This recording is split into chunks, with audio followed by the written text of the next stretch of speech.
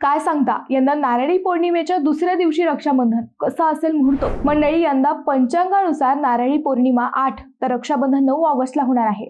श्रावण महिन्यात जर लागोपाठच्या 2 दिवशी पौर्णिमा असतील तर पहिल्या दिवशी नारळी पौर्णिमा आणि दुसऱ्या दिवशी राखी पौर्णिमा साजरी केली जाते. श्रावण महिन्यात एकाच महिन्यात 2 पौर्णिमा आहेत.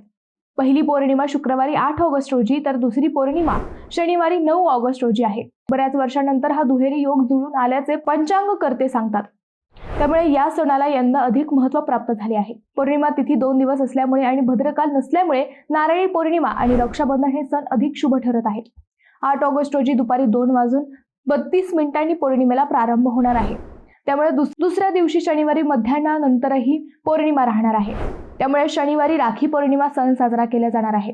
शनिवारची पौर्णिमा तिथी ही सूर्याने पाहिलेली तिथी आहे. त्यामुळे या दिवशी दिवसभर रक्षाबंधन करता येऊ शकते. रक्षाबंधन हा उत्सव असल्याने त्याला कोणतेही मुहूर्त पाळण्याची आवश्यकता नाही, असे मत पुरोहितांनी व्यक्त केले आहे.